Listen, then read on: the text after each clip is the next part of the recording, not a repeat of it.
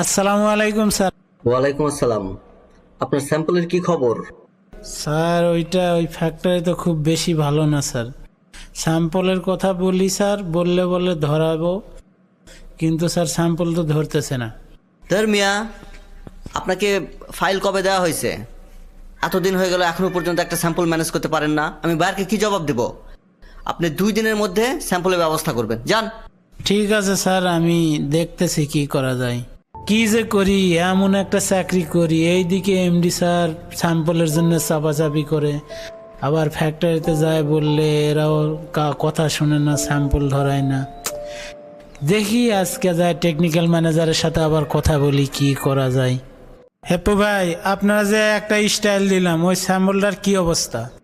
ভাই আপনার স্টাইলটা তো ধরছিলাম, এমডি স্যারে কয়েকটা স্টাইল দিছে, ওই স্টাইলটার জন্য আপনারটা ধরতে পারে নাই। কি বলেন ভাই, এটা এখনো ধরেননি? আপনার এই ফাইলটা আমি 10-12 দিন হলো দিছি, এইদিকে এমডি স্যার আমার উপর চাপ দিছে। তাহলে ভাই আমারটা কবে ধরবেন? ভাই কাজের যে চাপ, মিনিমাম 7 দিন লাগবে।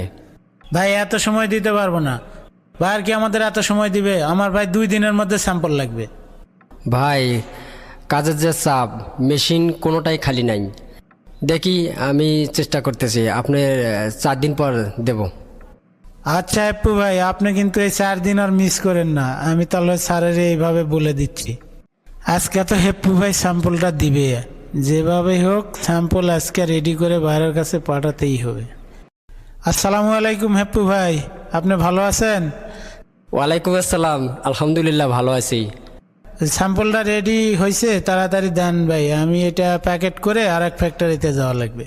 ভাই স্যাম্পলটা এখনো রেডি হয় নাই, নিটিংয়ে আছে, লিঙ্কিনে যাইতেছে। কি বলেন ভাই, এই মাল আপনি আজকে আমারে দিতে চাইছিলেন, আর এখন আপনি বলতেছেন এটা লিঙ্কিনে গেছে।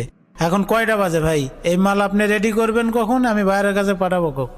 ভাই আমি তো চেষ্টা করছি আপনার মালটা দেওয়ার জন্য, কিন্তু কাজের অনেক চাপের কারণে আপনার মালটা এখনো রেডি করতে পারিনি, কিন্তু টেনশন করেন না, আপনার মালটা আজকে দেব।